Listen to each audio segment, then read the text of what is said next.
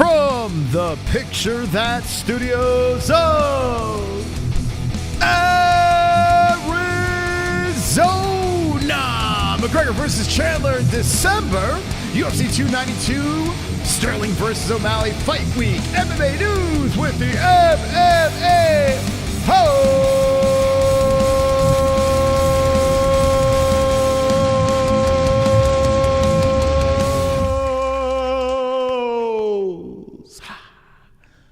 Wonderful. Welcome to the MMA-Holes. It's Monday night. How's everyone doing in the chat? Are you guys wonderful? You better be, and if you're not, we will make you wonderful. My name is Chris, King of the Dragons, Mystic Moss, and I'm going to guide you through this delightful evening as we discuss UFC 292 Fight Week, Aljamain Sterling versus Sean O'Malley. Will the Sugar Show shock the world and become champion? Will Aljamain Sterling become and move up to 145? Seems like this might be Aljamain's last fight at bantamweight. That's going down Saturday night, and we're going to discuss tonight which way we're swinging, which way we're rooting, all that fun stuff, and we'll look at the rest of the card as well. During the weekend, there were fights that went down, but the person who stole the show once again in a night that was not about him was Conor McGregor. Conor McGregor showed up at Anthony Joshua's fiasco where he fought a can, the same can that Tyson Fury beat. But, they throw these guys, So he beats this guy. Conor McGregor jumps into the ring. We discussed it ad nauseum on our second channel, but he did drop a little piece of information that is very interesting. The fact that he will be back in December. Conor McGregor versus Michael Chandler in December. We'll discuss with the chat if you believe he will be back before the year is up or not. Yes, that conversation's back. So we'll get back into that, and it's going to be a delightful show. Before we went live, I saw this pop in. Wonderful. Gummy gang, gummy gang, gummy gang, gummy gang, gummy gang, gummy gang, gummy gang, gummy gang, gummy gang, gang, gummy gang, gang, gummy gang, gummy gang, gummy gang, gummy gang, gummy gang, gummy gang, gummy gang, gummy gang, gummy gang, gummy gang, gummy gang.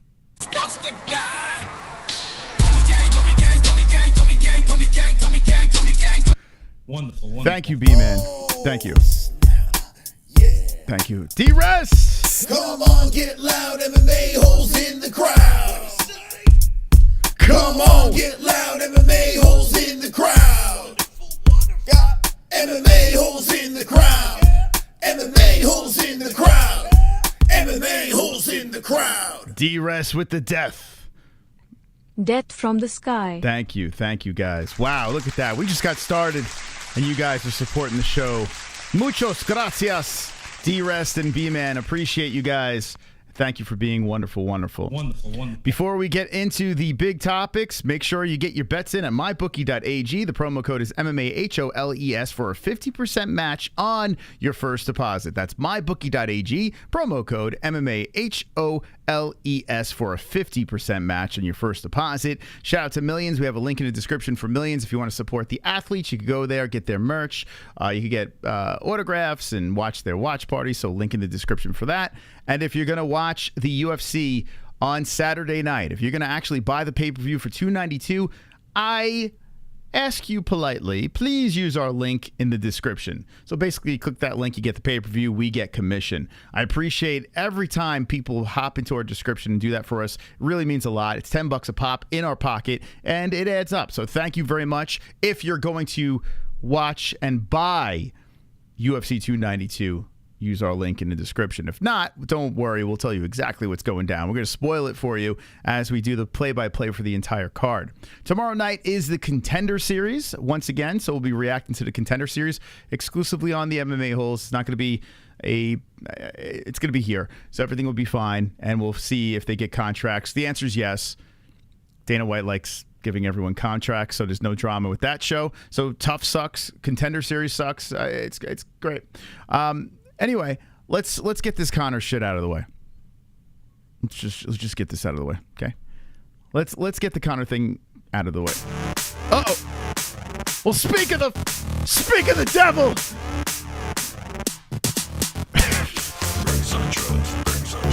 Conor McGregor's got the steroids in. Where are the whales? Got my proper 12 grin. Pull down my pants black from the waist down. Hey, D-Pass me my cocaine crown. Punch that old guy, hand truck, oh my. Titanium gym bone, knock your head sky high. The Poirier Chandler, the whole roster. Bow down to the Lambo yacht, owning monster. Every time I see that booger sugar, wanna put it up my nostrils. Can I take you to the handicap bathroom where I'll rape you with my Irish penis tonight? Breaks in the chat. I wanna rape you with my Irish penis tonight. Cool. I wanna rape you with my Irish penis tonight. Whoa. $30. Real death don't ever lie. Wow.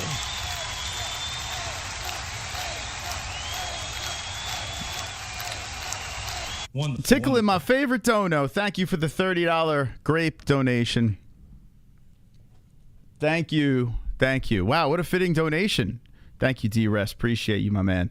D-Rest killing it. Slaying it with the donos. Thank you so much. Conor McGregor shows up at Joshua's event, and it was crazy. I'm not going to, if you want to see the full recap of that, go over to Gummy Gang, our second channel. Go check that out, and you can see me really breaking down this entire thing. But let's focus on the meat.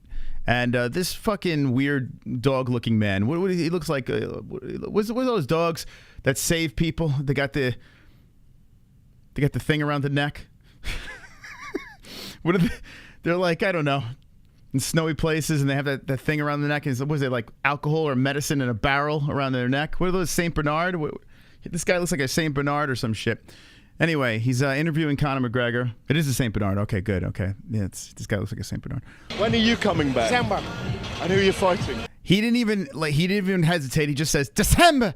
When are you coming back? December. And who are you fighting? Chandler. You are going to do I it. have to. You've been teasing him. He's not even pausing. He's not even thinking about it. They ask him, when is he coming back? He says, December. Conor McGregor's coming back to fight Michael Chandler. None of this other stuff. Now BMF apparently next year he's eyeing as his second fight back, and then his third fight would be the trilogy against Nate Diaz. That's the combination that he likes. That's the combination that he says. A lot of people saying he's never coming back, but I got to be honest with you. I have a feeling that my initial prediction is correct. I think he will be back by Samba. I think he will be back by December. And the reason why I think he'll be back by December is because they're going to bend the rules for Conor. They want to finish the year strong. They want to shove it up everyone's ass who is criticizing the UFC. Dana loves to pat himself on the back, and if he gets Conor back, he could give you the I told you so, everyone was panicking, blah, blah, blah, how great I am, like all that stuff he did after COVID. Think about this. If he brings Conor back to end the year, this year ends pretty damn strong because you got the John Jones situation, Colby Covington versus Leon Edwards, co-main event for Madison Square Garden, banger. You got the crazy Abu Dhabi events. You got this event this weekend. That's a lot of fun. You got Strickland versus Izzy. It's going to be a fun event. Dude, we are ending the year ridiculously strong when it comes to the pay-per-views. Very, very strong for the UFC. And if they could land Conor at December to cap off the year, dude, I mean, that's massive. So I think that's what they're going to do. I have a feeling that he is actually telling the truth. I have a feeling they're going to find a way around USADA, maybe make some sort of catchweight fight against Chandler. So Chandler waiting around, everyone shitting on Chandler and saying, oh, Michael Chandler's waiting for the red panty night. He's stupid. He should take a fight. He should do this and that. Well, Chandler's going to get the last laugh too because he's going to be able to compete against Conor in a match that he should win.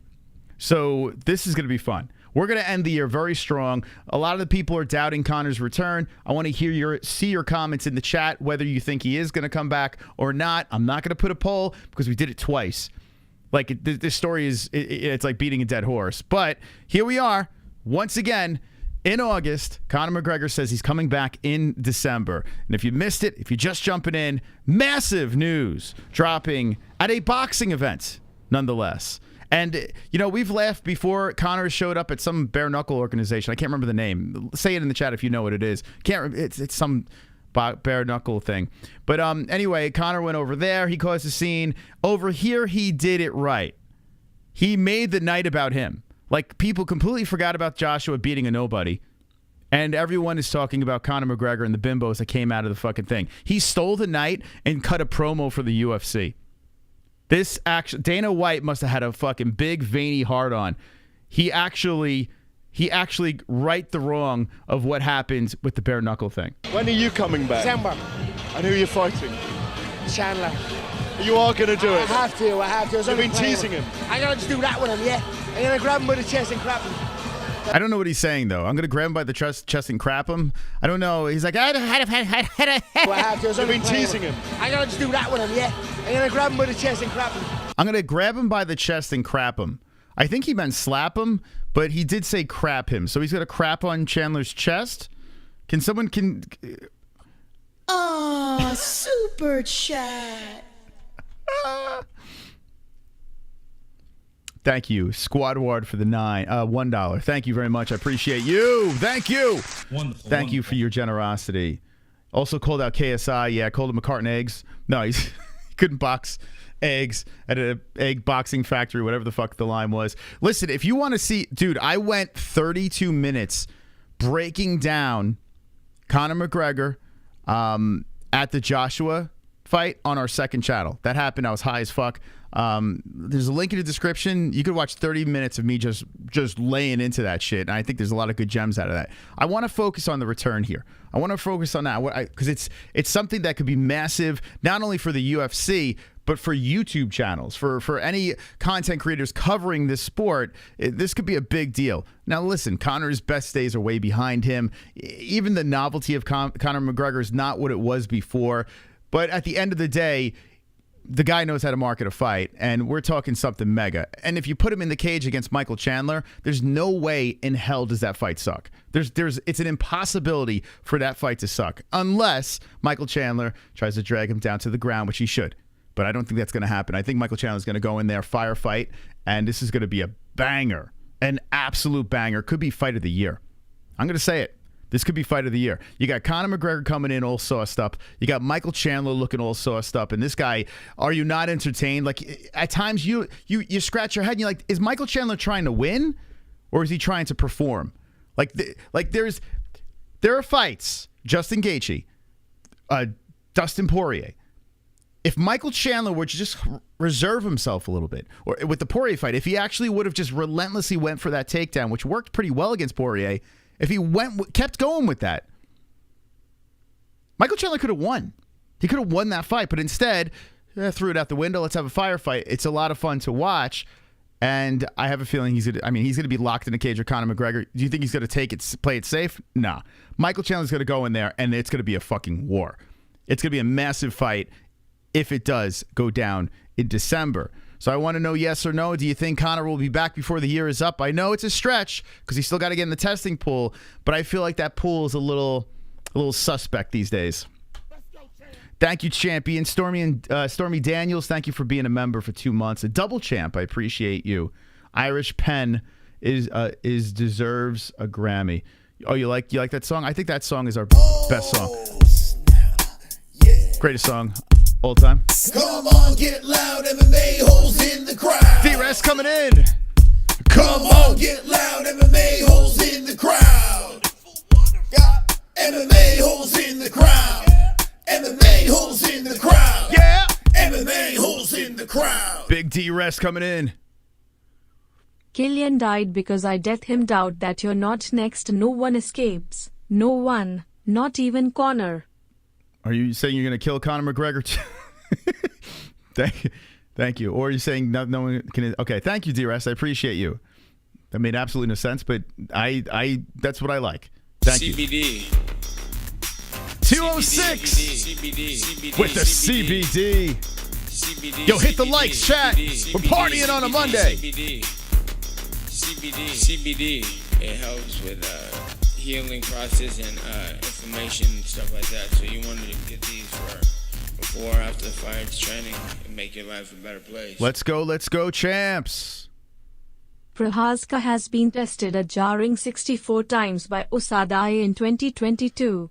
Ray O'Connor will not fight this year unless it's an old man in a bar. Okay, so listen, if the UFC were to follow the rules, right? You're right. You're correct. Conor McGregor should not be fighting before this year is up. But Conor McGregor is Mr. Rule Bender. Conor McGregor smashed all the pay-per-view records. Conor McGregor is their cash cow. I promise you right now that Conor McGregor will be breaking some rules and he will return into the octagon. Now, a December return is, man, you know what? I'm going to fucking say it. I'm going to stick to my original prediction. I'm going to go right back to it. Conor will return before the year is up. It's going to happen. It's going to happen. Conor McGregor will be back in the cage. There's just too much money involved in this thing. Money talks. USADA could walk. Listen, we know this is a business at the end of the day. You know this is going to fucking go down. And Michael Chandler, listen, they're not going to just dick around Chandler the way they've been doing. Chandler is in on what's going on here. And I don't think Chandler gives a fuck if he's on the sauce or not. I don't think Chandler cares. I don't. I think Chandler's a fucking madman. And he will get in the cage and fight him, roided or not. You know, I think that's what's going to happen. I think it's a lock. You know, he wouldn't be running around, trotting around doing this stuff over here. You know, I know he's lied before. I guess you could say he's lied before. But in this situation here, we know he's coming back. It's just a matter of when. This man's He's nuts. He's out of his fucking mind. And he does have multiple fights left in his contract with the UFC.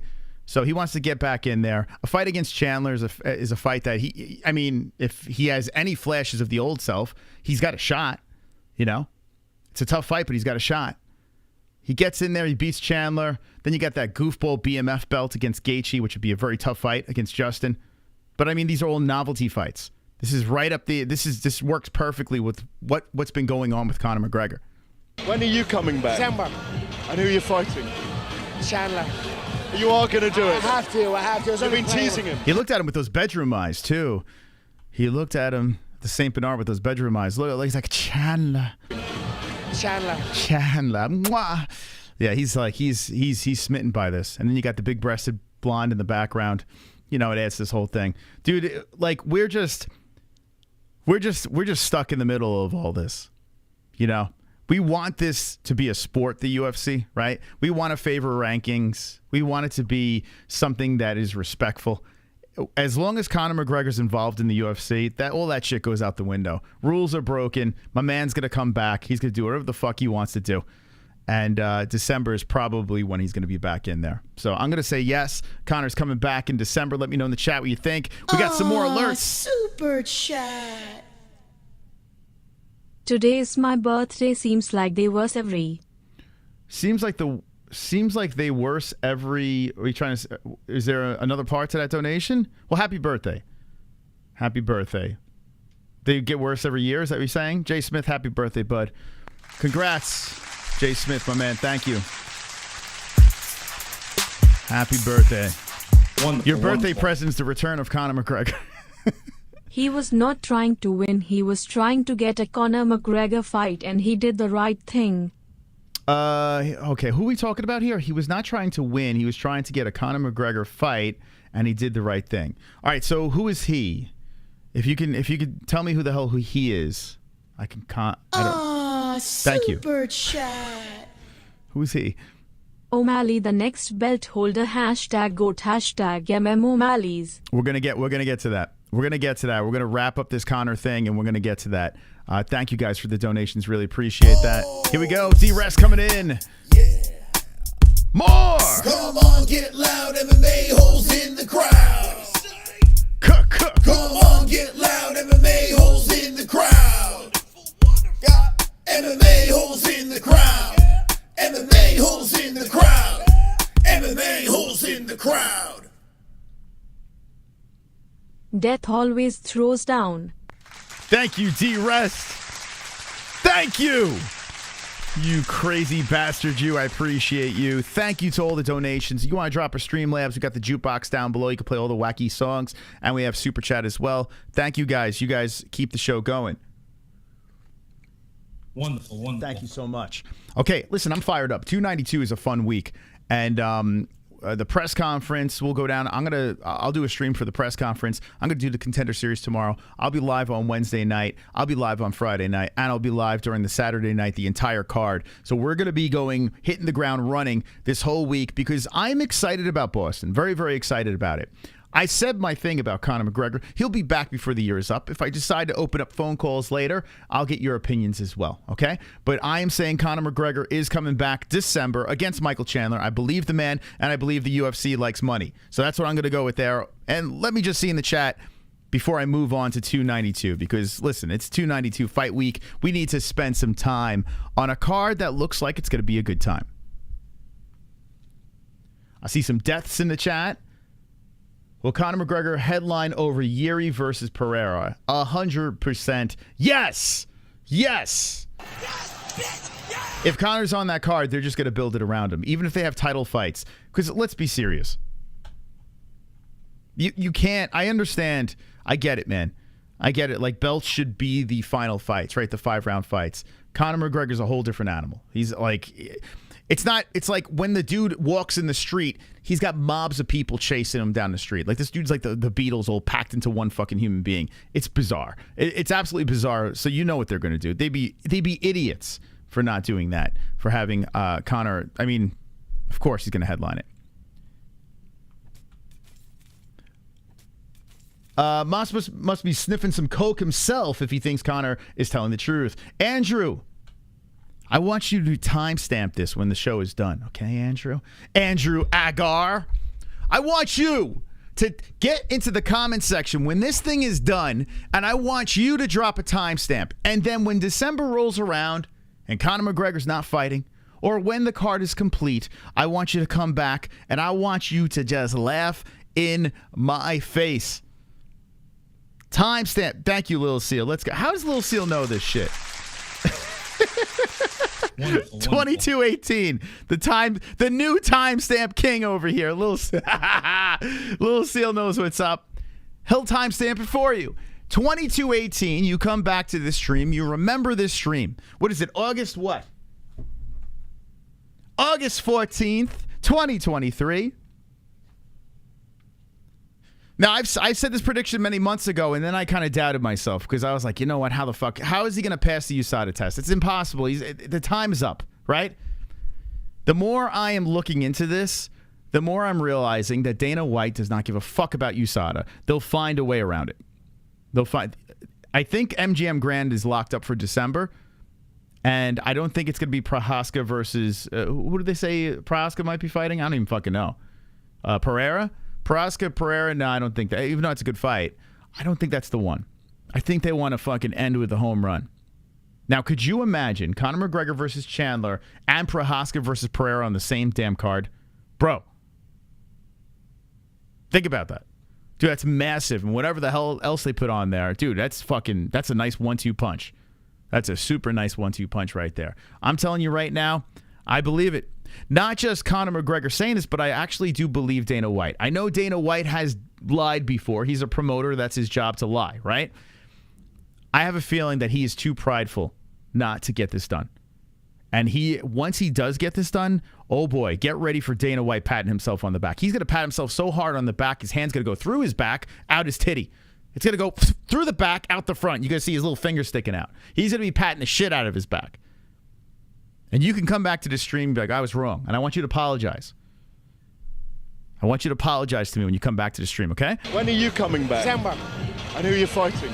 He's not coming back December. He's coming back December. When are you coming back? December. And who are you fighting? Chandler. You are going to do it? I have to. You've been teasing him. I'm going to just do that with him, yeah. I'm going to grab him by the chest and crap him. That's what I'm going to do. Are we going to see you in another boxing match as well? The second richest fight in history when you fought Floyd Mayweather? Yeah. Yeah, man, KSI over here, he couldn't box eggs. He couldn't box eggs if he worked in a egg boxing factory, yeah? He really, so that line he said about 3 times throughout the night, in different experiences. He really likes that line. He's just repeating the same egg boxing line. Anyway, that's what I'm saying. That's my prediction. That's enough of that. If I decide to open up phone lines, then we will get your verbal opinion. Tropic Tom. Come on, get loud, MMA holes We're in the here. crowd. We're in the crowd, baby. Come on, get loud, MMA holes in the crowd. Got MMA holes in the crowd. MMA holes in the crowd. MMA holes in the crowd. I got you, Eric Scott. Hold on a second. You may need to contain the death rest. Huh? Oh, shit. Tropic Tom. You may need to contain the death rest. Huh? Thank you, Tropic. Thank you, guys. You guys have been wonderful, wonderful tonight. Super appreciate the donations. I'm telling you, you guys are fucking fantastic and awesome. Craig has become a member. Did you member up? Yo, Craig's a champ, baby. Come on, Craig. Craig.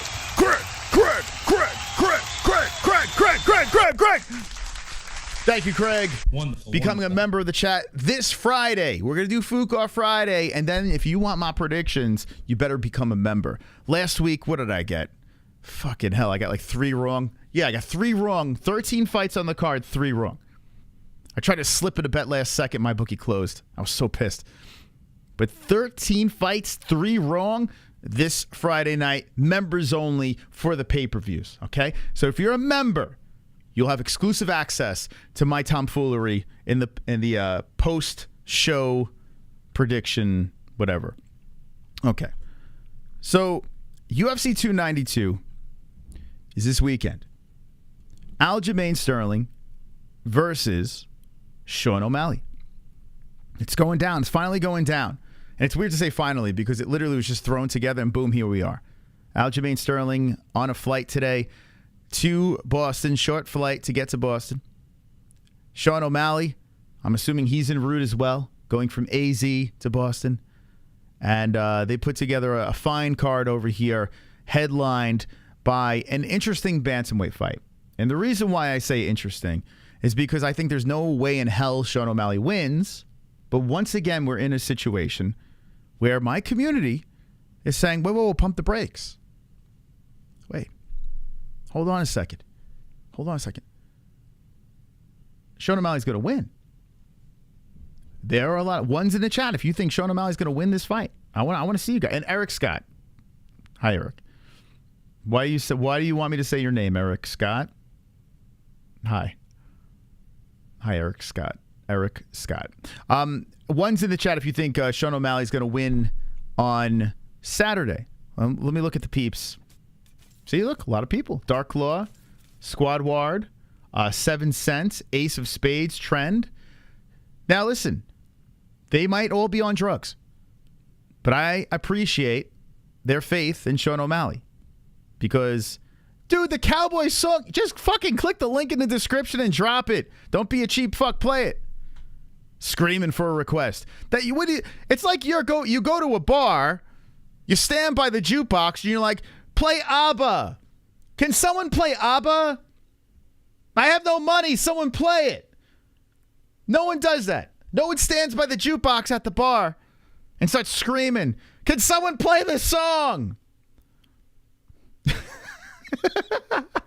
Go in the jukebox down below and fucking dig into your pocket and play the damn song, Daddy Cowboy. People want it.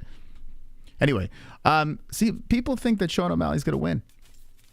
You know, people think. I don't even know why I said ABBA. I can't fucking stand ABBA. My brother likes ABBA, which is really weird. Anyway, see, look, there are ones in the chat. People are saying Sean O'Malley will get the job done on Saturday night. I think it's the better option. But there is a silver lining, right? If Aljamain Sterling does win, well, guys and gals of the chat, you still have a chance with your Sean O'Malley. You still have a chance. You have a golden opportunity because Aljo will move up a weight class. He says he's not vacating the belt, but we know how that works at the UFC. The UFC like, yeah, okay, whatever, bro. And then just throw his belt on the line because the UFC loves Aljamain Sterling. Sean O'Malley, he could lose his fight. He doesn't have to win it. He's still on the top. The UFC wants him to be the champion. The problem is he has to deal with Merab. He may have to fight Jan again, which is a very close fight the first time. But I still think he could beat Jan. I really do. I think Sean might have his number. I do. And I picked Sean the first time against Peter Yan. But there are some people that, you know, could be problem. A Cheeto rematch could be problematic. Corey Sandhagen could be problematic for Sean. But all those matches are fun. And Aljamain Sterling, seeing him go back to rematch some of these guys, well, I don't think I care about that anymore. So Aljamain Sterling getting the win on Saturday is not necessarily a terrible thing. It's not. You know, let me look at the odds at MyBookie. I'm pretty sure Sean's a sizable underdog. But there, like I said, if you are Team O'Malley, this is not the end of the world. If you lose on Saturday, which you will, it's not the end of the world. You just have to hope he doesn't get lined up against like a guy like Merab. You know? That's a problem. Let's see. MyBookie. Sterling O'Malley. And MyBookie has lines a little bit closer. So Sean O'Malley's a plus 202 on MyBookie. Man. I might drop like a G on Sterling. It's a guaranteed lock. Jan got robbed.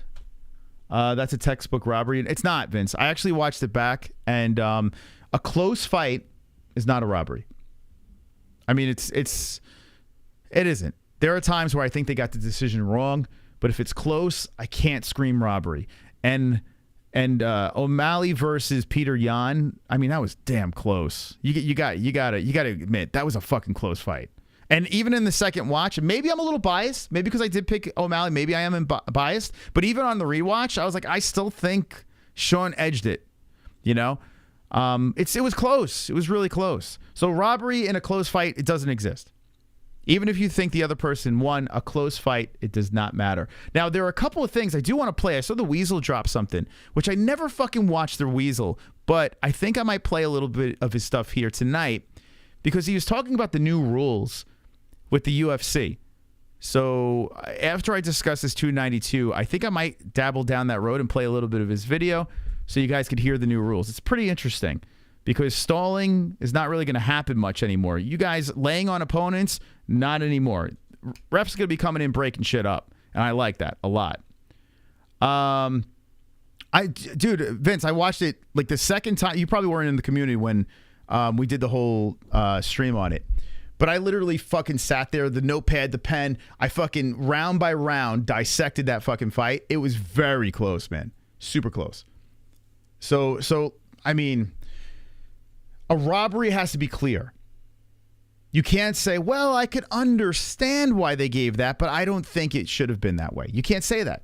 It's silly because you have to understand that at the end of the day, these refs, these judges are humans, right? So everyone sees something a little bit different. Now, the problem is when you have fights like Cub Swanson versus Dawodu, that's an issue.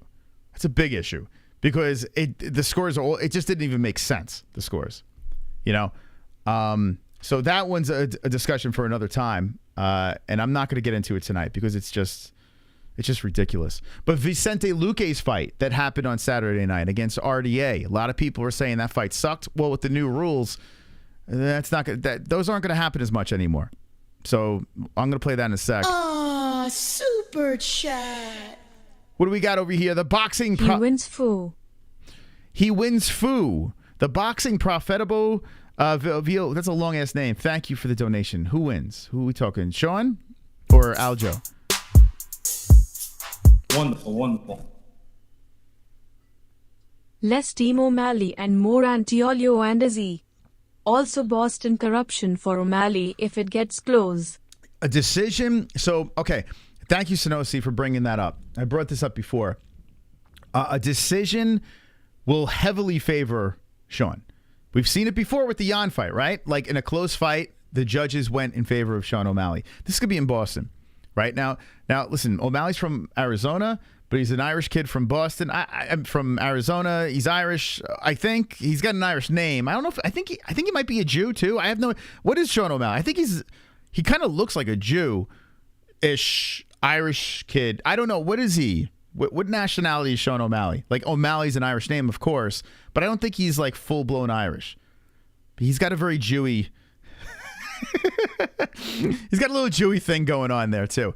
But anyway, I do feel that place is going to be buzzing for him. No matter what he says on the mic in the lead up, the walkout's going to be fire. You know, people could be pro O'Malley there. You know, no one's going to be fucking going for Aljo. Aljo is in Jersey. People are booing him. You know, if they even had an event in Long Island, I wouldn't be surprised if people were booing him even in his home at home. It's nuts, man. It's fucking nuts. Boston is racist as fuck, Aljo. There's going to be a lot of fucking white people there. I've been to the Boston event for Conor versus Seaver. I don't think there was any. I didn't see one black guy there. But anyway. so I don't know. I don't know if they're racist, but there's a lot of white people there.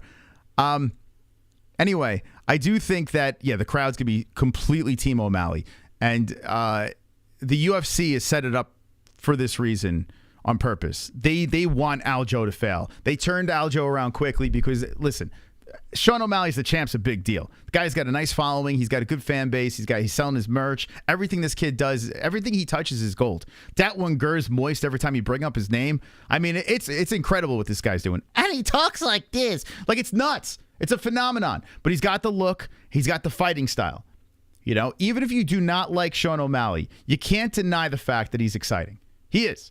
That kid is very exciting. Watching him strike is exciting, except for the dribbling. I think that's kind of fucking stupid. But the way he fucking fights since the Contender Series until now, very entertaining. You know, very, very entertaining, this kid. So, listen, O'Malley being a champ is a good thing for the sport. Like I said before, if you are a Team O'Malley, though, it's not the end of the world. Aljamain smothers him. I think Aljamain just drags him around. You know, it could go to the decision, but I think Aljamain is just going to... he's just going to weigh on this dude. Aljo is saying that Sean might even shoot. You know, he might try to like take down Aljo to throw him off his game. I mean, I don't know if that's going to happen. He might fake for it to kind of throw Aljo off. Maybe, I don't know. But yeah, I don't. It's going to be a long night for Sean. But if you like O'Malley, you're getting plus 202 at MyBookie. I'm sure in other websites you're probably getting some good odds on Sean. I want to see what Sean is by decision. Sean by O'Malley by KO is a plus 330. Damn, I mean, that's what a lot of people are saying. It's a plus 330. O'Malley by decision, a plus 670. If you're going to throw a bet on O'Malley, the plus 670 looks pretty juicy. I don't recommend you do that. But, I mean, listen, if you're going to throw a couple bucks on something and you like the plus 670, okay. O'Malley by submission, plus 2,000. A draw, which people always throw out there, which is so stupid, but you never know. Plus 2,500.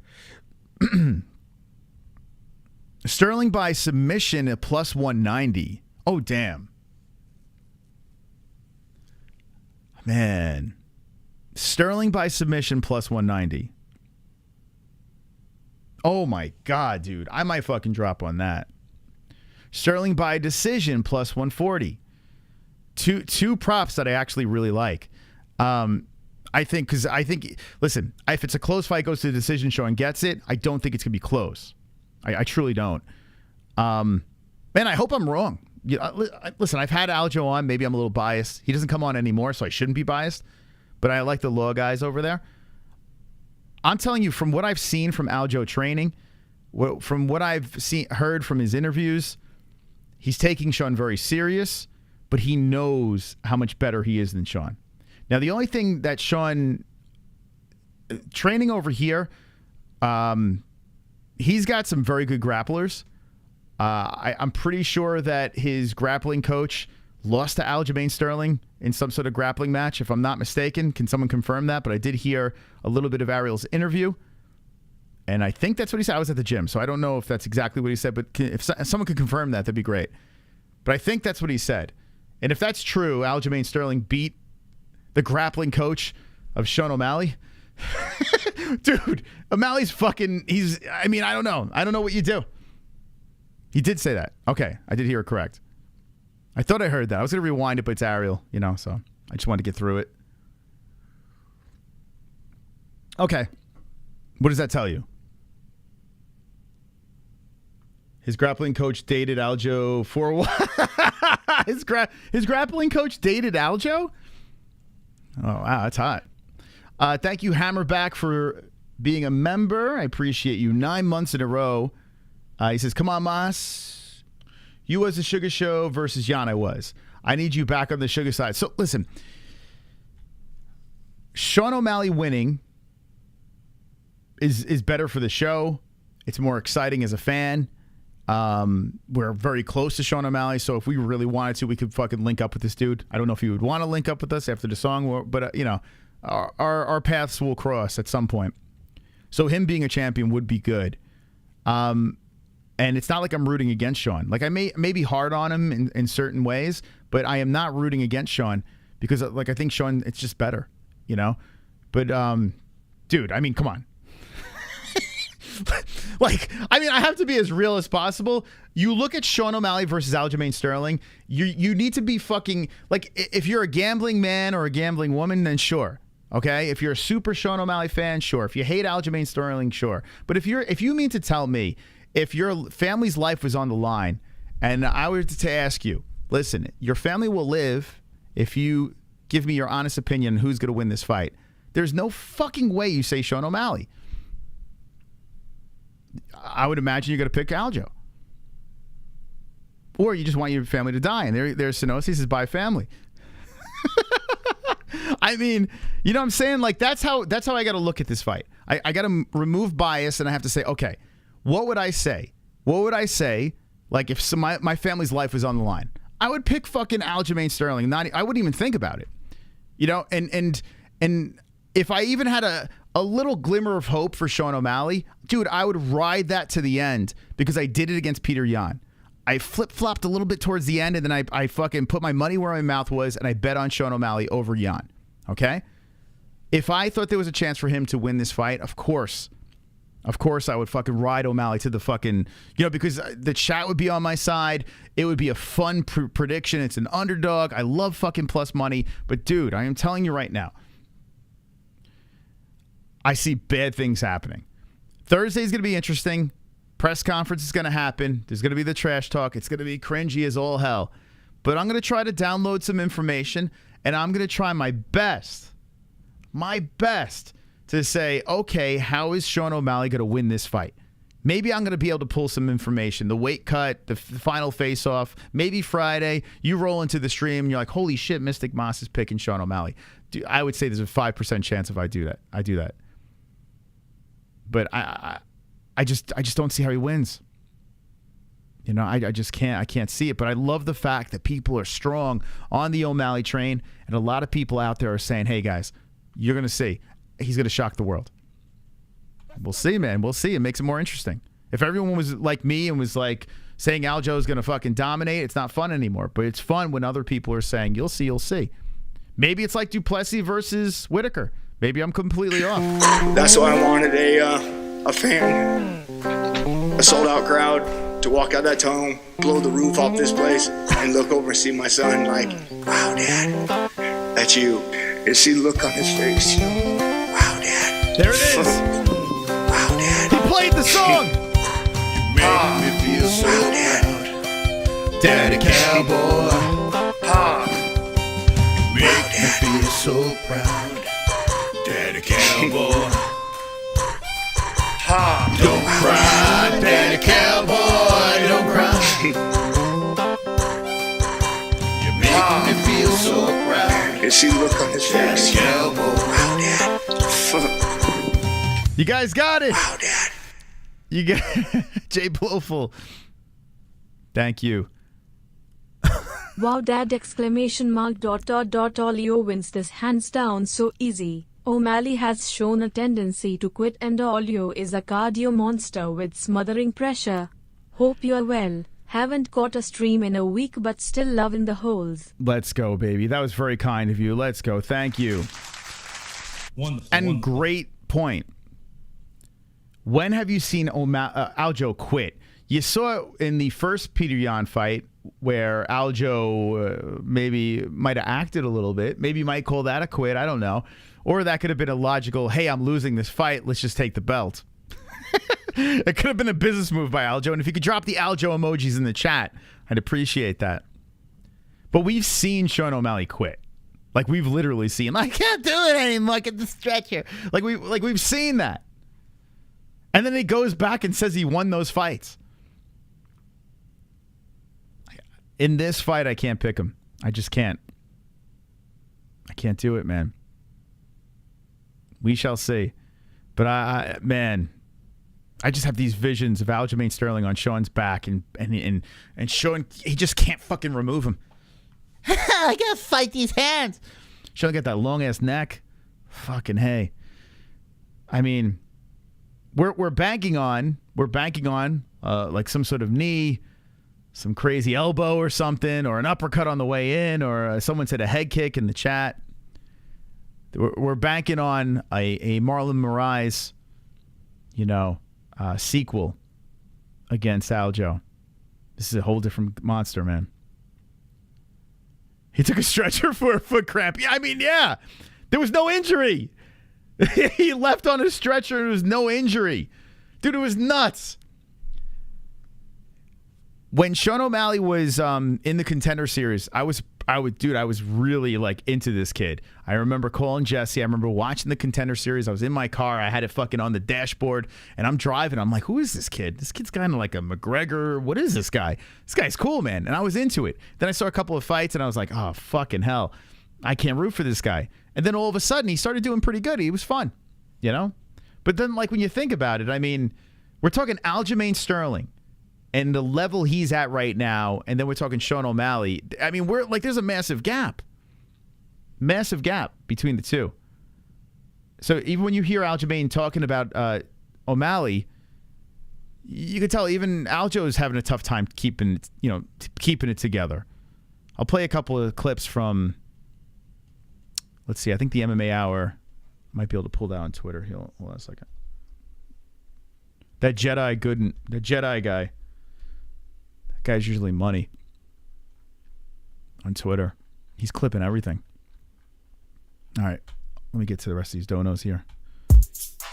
You guys are on fire, man. Thank you so much for the support. Appreciate you guys. Every hit Sean hits will be cheers, affecting judging. Also, is it just me or is the new rules coming in at a great time versus all you? Maybe I'm crazy, but good timing for a guy who backpacked. Yeah, dude, isn't it convenient? Like, dude, everything is going to be against Aljo. I'll play those rules in a second because that's actually a good point. It is an awkwardly convenient time to drop these rules. Oh, McKinney was on. Okay. Aljamain Sterling talks the bet he has with Sean O'Malley. No, I don't care about that. Aljamain says there's a 99% chance his fight with O'Malley is last in 135.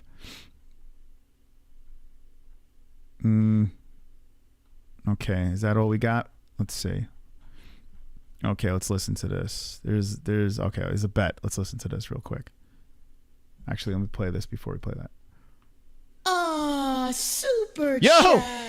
Vince dropping a spicy 999. I will go back and watch the Yan versus O'Malley fight. I'm not one to throw around the term robbery. I thought it was one when it happened. Okay. Yeah, run it back and try to watch it as unbiased as possible. Like, just think about the scoring criteria and with control time and, just try to be as unbiased as possible. The fight wasn't the best fight in the world, but it was close, man. It was really close. I remember when I rewatched it, I was like, damn, man. Listen, I could understand why people say Jan won that fight. But I still think, O'Malley just smidged it in that fight. And even if they raised Jan's hand, I wouldn't have argued. I wouldn't have argued either way. It was close. It was just too close, man. Thank you so much for the $9.99. Appreciate you. Uh-oh, hold on a second. Aljo, hold on. Come on, get loud, MMA-Holes in the crowd. Come on, get loud, MMA-Holes in the crowd. MMA-Holes in the crowd. Amps up, baby. MMA-Holes in the crowd. Yeah, let me know, Vince. I'm curious what you think. Damn sausage. Let's all try to get along. I don't want to be deathed by the death because he is death in case you didn't realize. Thank you. Wow, damn sausage. Appreciate you. Thank you. I'm going to catch up on some of these alerts. I'm going to play a little Aljamain Sterling here. We'll quickly discuss the rest of the card. If there's something that we do miss you want to talk about, please drop it in the chat. Of course, we'll discuss other things that are big in the news if you'd like to talk about that. So let me know in the chat. Wonderful, wonderful. Sanosi. Speaking of presser, I'm so happy. Leon Sksearch versus Colby confirmed. John Jones versus Colby makes the presser more than their fights arguably. Oh, yeah. Yeah, that's going to be it. Dude, get the popcorn ready for that. We have to react to that press conference. Colby and John Jones on a stage together. Oh, boy. Fireworks. That's why I wanted a fan, a sold-out crowd You ask to and you walk out that receive. dome, blow the roof off this place, and look over and see my son like, wow, Dad, that's you. And see the look on his face, wow, Dad. Wow, Dad. You make me feel so proud. Daddy Cowboy. Sing it in the chat. Make me feel so proud. Daddy Cowboy. Don't cry, Daddy Cowboy. Don't cry. You make me feel so proud. And see the look on his face, Cowboy. wow, Dad. Oh my God. Wow, Dad. I don't get it. You guys love that, don't Oh, that's the one, baby. Wow, Dad. You know what it is? I was trying to remember what this fight would remind me of. McGregor versus Khabib. It's gonna go down the exact same way. It bet my life on it. So you're saying maybe Sean could squeeze out a round, but then gets finished in the fourth? The grappling too much from Aljo? Man, I tell you, like that first round is going to be very interesting. That first round is going to be real interesting. I'm curious, are these guys going to try to feel it out? Or is Aljo going to try to just get his neck as quick as he possibly can get it? You know, like he did with Corey Sandhagen or something. Dude, I tell you, I haven't been this excited about a bantamweight fight in a while. Maybe since like TJ and Cody Garbrandt. You know, like this is exciting, man. I don't know why. Like Aljo, I think it's because so many people are saying that Sean's going to win. Usually I would be on the side of the striker. You know, usually I'm on that side, but I don't know. It's tough for me to go that way.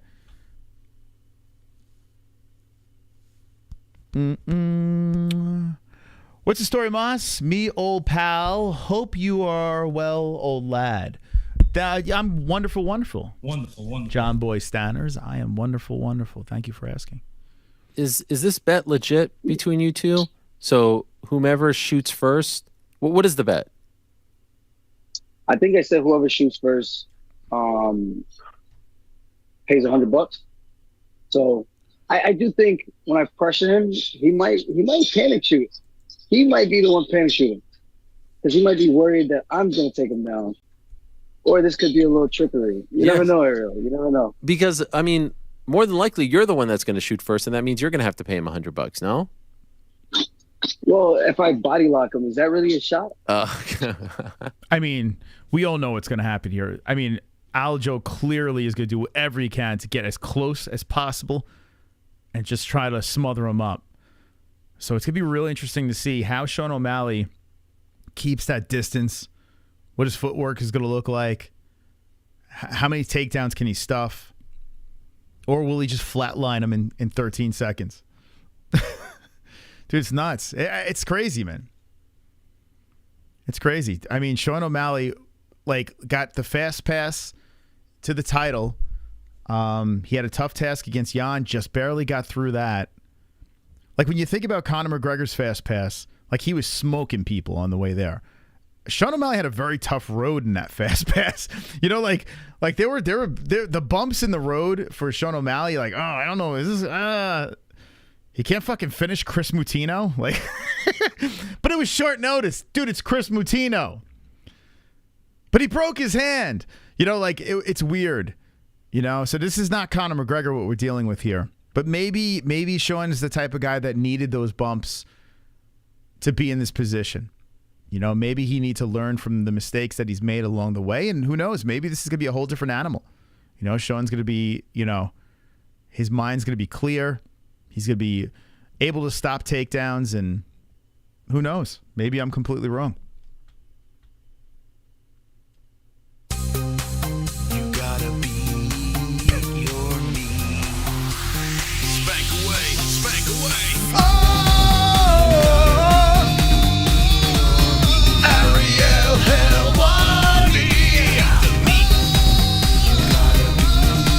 Party tonight.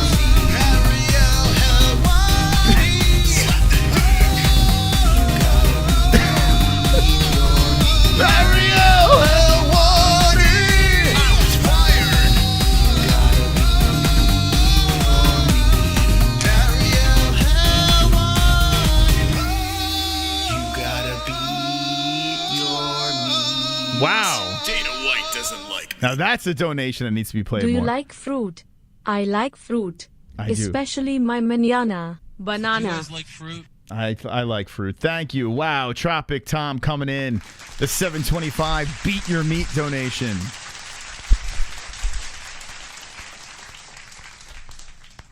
A staple of our show, the music, drives people crazy. The messages that I get. Your fucking music. So keep on donating. You're doing the Lord's work. Thank you so much for playing those songs. Makes it all worth it. Thank you. Thank you, Tom. Yeah, so a big $100 bet on the line between Aljamain and Sean O'Malley. What's this? Really? There's a 99% chance this is my last fight. What? 99% chance that this is his last fight at bantamweight. So here we go. And I'm assuming even if you win, right? Well, that's if I win for sure. If I win this for sure, Ariel, I'm out of here. Why? Go on. Why? It's Marab's time, man. It's Marab's time, and then the second part of that is, you know, I'm a little bit over cutting weight, this much weight. He doesn't really have to do much more at bantamweight. He doesn't. If he can go up and you know, have a little bit more meat on his bones, and somehow, I don't think it's going to happen, but somehow take out Volkanovski, bro, we're not talking about the greatest bantamweight of all time. We're talking about the pound-for-pound GOAT. To the Aljo haters out there, could you fucking imagine the torment that you would be in if Aljamain Sterling not only beats Sean O'Malley, but moves up and beats Volkanovski?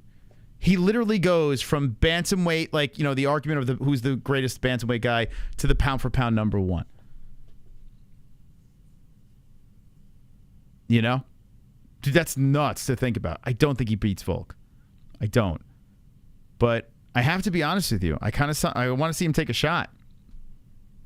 That would drive, dude, that would drive people nuts. Not me. Listen, even though Aljamain has turned his back on the MMA-Holes, okay, I still respect his story. I still do. The man came from a broken family. This dude has brothers and sisters. Like, this guy, like, his family is like a litter of rabbits. They're all different parents. All half brothers and sisters and whatever the hell's going on. And I've met a couple of his brothers on the regional scene. Like, actually really cool dudes. Real nice guys. None of them are as talented as Aljo when it comes to fighting, but they do compete on the regional scene. And Aljamain Sterling, he was this flashy young guy who hit the scene with the Funk Master necklace, and he kind of fell flat. It just didn't work. And then when he fought Moraes, like, he was devastated. Everything was done. The run he's made from Moraes on has been nothing but incredible. Like, it's pretty nuts. Now, there is a blemish. That first fight with Peter Yan, yes, but then he did get a chance to redeem himself, and he got it done. Then that fight I thought was very close, the rematch. But at the end of the day, his hand got raised, and he beat Peter Yan. So he redeemed himself. A couple more wins. You know, he's in the running to be one of the greatest bantamweights of all time. And you think about it, it wasn't that long ago where he got fucked up by Marlon Moraes with, you know, his bell rung. It's kind of nuts, man. It's a crazy story with this kid. And now he has a chance to beat Sean. He could move up to 145. Maybe I see Volk's getting old. I mean, Volk is saying he wants to stay as active as possible. What if Aljamain Sterling catches him on just the right night? Maybe Volk comes into the fight with an injury or something, or his age is catching up to him. Or who knows? He doesn't look like the guy he looked like before, and Aljo gets him at the right time. Aljo's 34, so he's not getting any younger either. But, dude, if he can go in there and shock the world at 145 too, bro. Dude, it's nuts. That's a crazy story, man. That is a guy that came from what's the part in Long Island? It's not a very good area. Oh man, I can't remember the name of it. It's by like Nassau College. Anyone know the area that he's from? It's not very good. I can't remember the name of it. But yeah, it's a good story. You know, say what you will. He's cringy as fuck. Freeport. There you go. He's a cringy dude, man. I'll kill myself if he beats Volk. I tell you what, man. I've met him a bunch of times. He's a good dude. He's a nice guy. He is. I can't, like, I've shit on him before. I thought he's handled wins and losses terribly. You know, like, he is very annoying when he does his podcast. Is fucking annoying. But at the end of the day, he's not a bad dude. And to see this guy succeed, it's not the end of the world. Is it fun? Sean O'Malley's more fun. But I mean, I think at the end of the day, am I off on this? I think even if we hate Aljo, if he finds a way to beat O'Malley and then finds a way to beat Volkanovski, would there be a point where we give this guy respect, or are we going to hate him forever? It's a genuine question for the chat, to the people that are not big Aljamain Sterling fans. Honest question. Sonosi will kill himself. Sonosi will throw himself off a bridge. Mike Tyson got upsetted by Buster Douglas. Is it Tyson Fury turn? Buster Douglas and Francis both 6'4" plus 250 pounds. Mike Tyson short, Tyson Fury tall. Yo, if Francis Ngannou wins that fight, that's nuts. That'd be amazing. But I like Tyson Fury, but that would be pretty amazing. All right, thank you so much, my man. Appreciate the donation. You're wonderful, wonderful. And thank you for all the likes. Please keep on hitting that like button. Let's see what the chat says. Aljo is great, but not bantamweight GOAT. Wow. So who are you going? Dom? Dom Cruz? Who is your bantamweight? I hate talking GOAT conversation, but who is yours? Aljo is annoying, but he's damn talented. There we go, Dustin.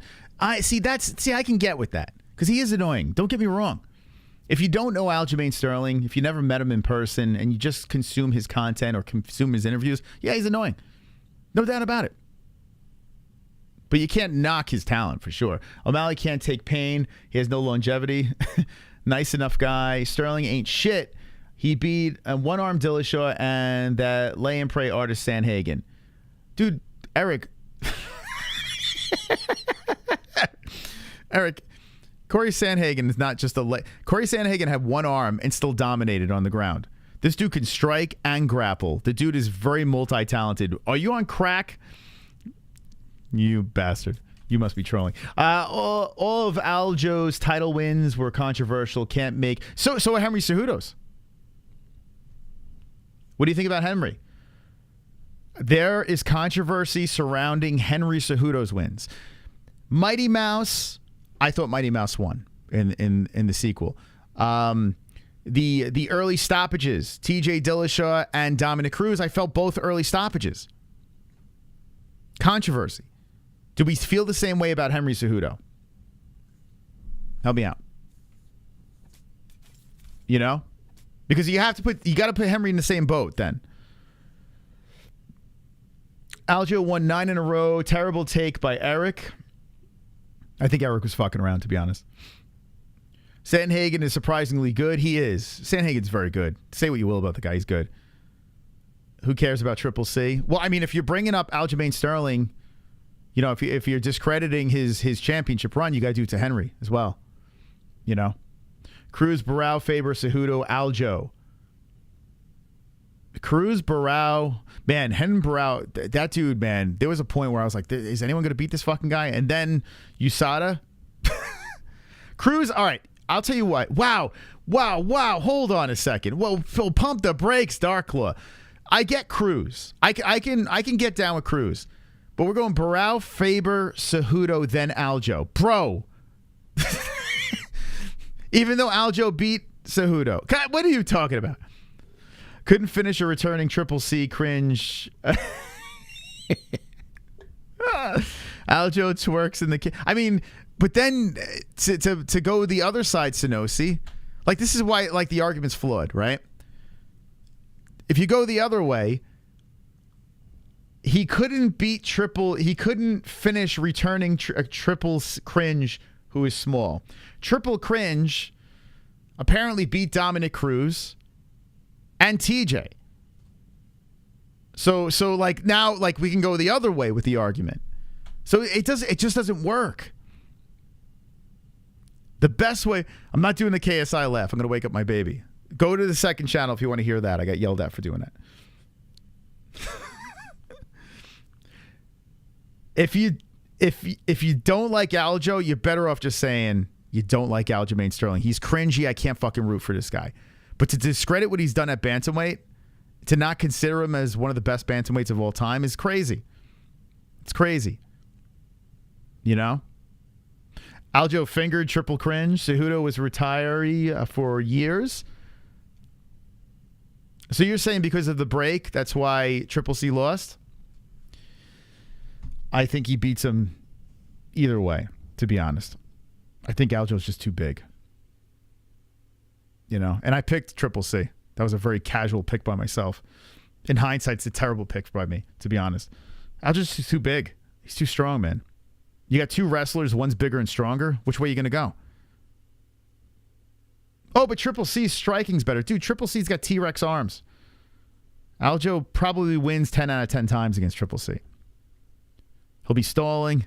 Now, with the new rules, this could be a good segue. Hold on, let's look at the rest of this card, then I'll go to the rules. Got a good chat tonight.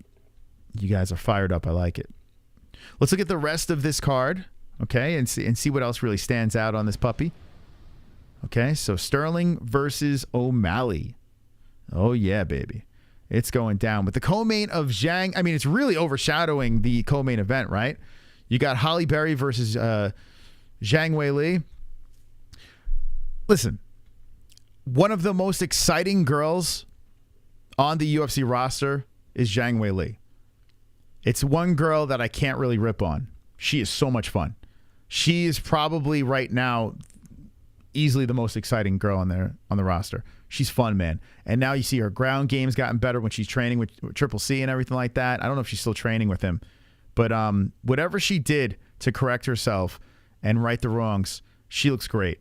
So her fight against Lemos is going to be a lot of fun. I'm looking forward to that. And you know what? Okay.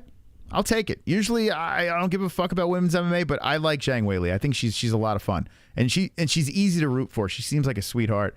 She's kind of funny even though there's like that language barrier. It's going to be a little problematic at the press conference. This press conference is going to be horrendous on Thursday. Did you say Lemos by KO? Did someone say that? Wow, you're saying Lemos by KO. Holy shit, man. She's looked good. Hold on, let me see her. Let me just look at this real quick. Yeah, Lemos only got 2 losses. She has looked pretty good lately. So yeah, she's coming off the Rodriguez win and the Karate Hottie win. Let me just say this. Both of those don't really hold up. Karate Hottie undersized and old. And Rodriguez, another girl that's a little older too, she was supposed to be like the next JJ, and she completely looks flawed now. She lost to Jessica Andrade. She got submitted by Andrade. Dude, Lemos going to get run over. She's going to get run over. Wow, Lemos is 36. 36, 34. Yeah. Dude, I feel like the favorites are just massive locks. Massive locks. Yeah, come on, man. What's Lemos' best win? Let's see. Angela Hill? Dude, no one. She beat nobody. She legit beat nobody. Yeah, she's going to get killed, man.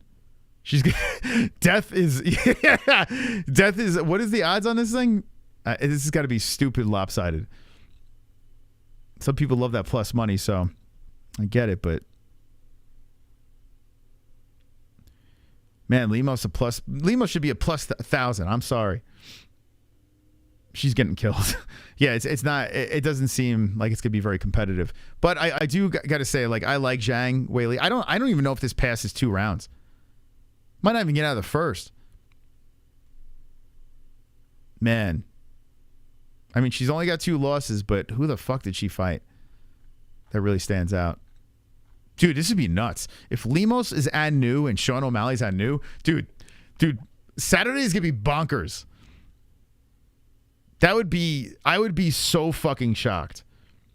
I saw in one book Sterling was only a -200 favorite, taking second mortgage out. It's looking really good about it. Yeah, I want to drop a lot on Aljo. I do want to do that, but I am a little scared, man. I shouldn't be.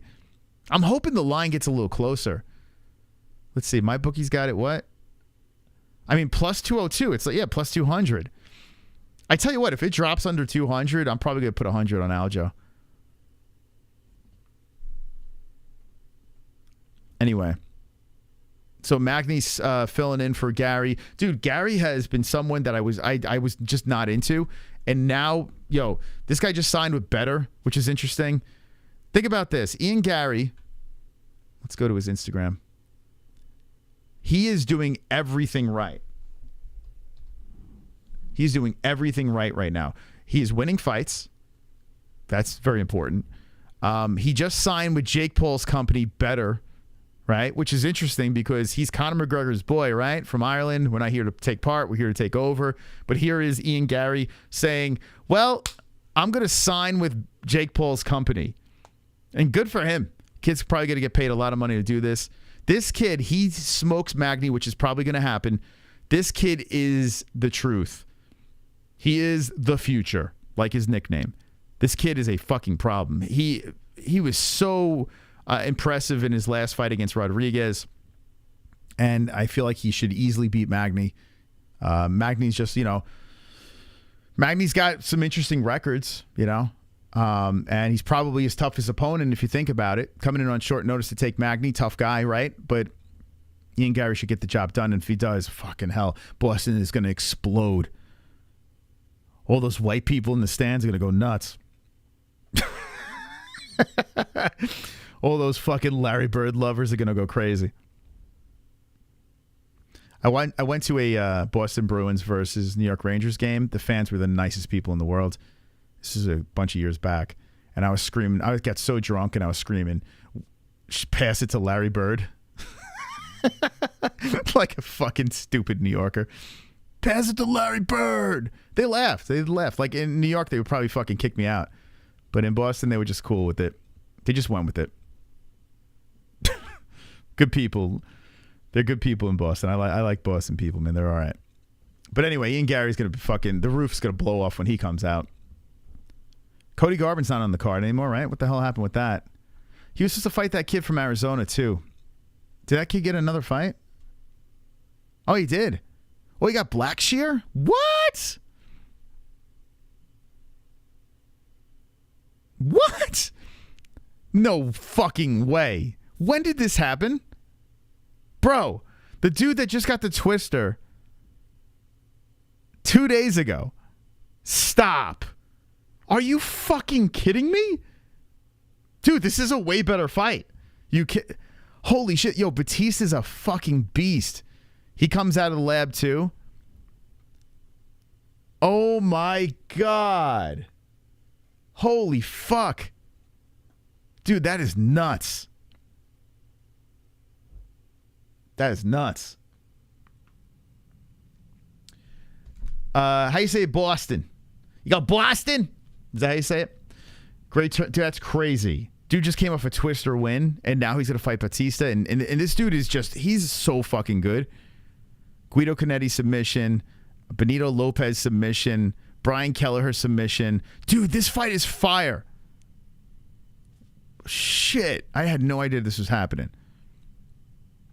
And then you got Marlon Vera versus Pedro Munoz. The return of Chris Weidman versus... I might throw some money on Chris for the fuck of it. I'm such a sucker for Chris. What's Chris sitting at? I'm sure he's the under. But Tavares not that good. Tavares has been exposed. Plus 208, easy. Easy work. Weidman takes him down. Fucks him up. Easiness. Let me look at this here. I gotta look at him at the face-off. Brad's, yeah, he's 35. 6'2", 78-inch. Oh, fucking hell. Oh, dude, Weidman's a lock. That's my boy. That's my boy. Dude, this card is fire. This card is fire. Gregory Rodriguez is on this card. Our boy Gregory Rodriguez. Dennis Julian. Petrosky versus GM3. Silva versus the Nazi's wife. Moros, have you seen Moros' Instagram? The dude's a porn star now. Versus Karine Silva. Wait a second. This Silva girl's pretty good too. Fucking hell. Oh my God. Yo, Moros is fed. Oh boy, this is a tough chick fight. Dude, this card is... This is a banger. Hollowbow versus Hubbard. Dude, this card, top to bottom, is stupid. It's just stupid good. This is a really good card. This is good, man. We got a good one coming up. I'm fired up, man. I'm fired up for this thing. I mean, it could end like a dud if Aljo gets his way and kind of just smothers O'Malley and just holds on to him. We're going to get to the rules now. I'm going to move over. I think this is a good time to segue into the new rules. But what do you guys rate this card? We could be getting a little weak here if Aljo gets his way and just humps his way to a victory, right? And if Zhang just runs over Lemos and it's not even competitive, you know, it could be a weird ending to this card. But the entirety, I always like to judge a card on how well balanced it is. From top to bottom, I don't want to go to the bathroom. I'm going to just piss my pants. This is a tournament? What the fuck's up with the tournament? Can anyone explain what this tournament is? Championship tournament? What is this? I don't even know what the fuck. We're opening up a card with some tournament. What is that? A 6.9 out of 10? Bro. I give it a 7.5. 7.5. And that's low. I like it a lot. I do like this card a lot. 7.5. 8 if Aljo loses 10. Would you bang Zhang? 2 joints would. Tournament. 7 out of 10, 6.2, 8 out of 10. All right, so we're all kind of in the same wheelhouse. The problem with this card is it could end in a weird way. There's so much carnage I see on this card. What is this thing about? What's this tournament about? Why do I not know what the hell this is? So Hubbard coming out of XMMA. Back in the UFC. What is this? This guy making his debut? Oh, actually, no, wait, hold on. Oh, that's Halbo. Who am I talking about? So what is this? Is this the Ultimate Fighter or some shit? Does this have to do with the Ultimate Fighter or something?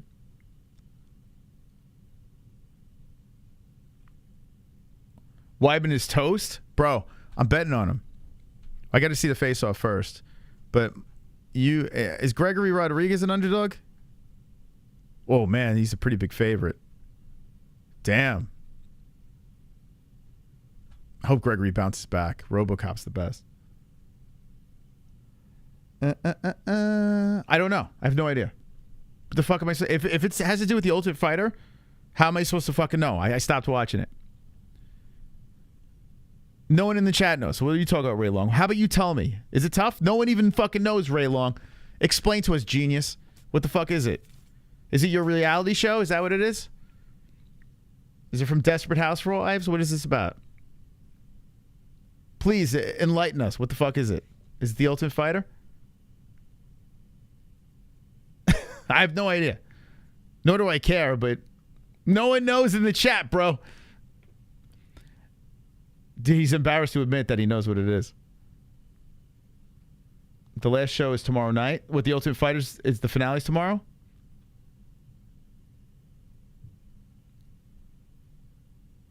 Conor versus Chandler Ultimate Fighter Championship. No one knows what the hell it is. It's the Bachelorette. It's tough. At least watch the fight. Font have to watch this. No, fuck that, dude.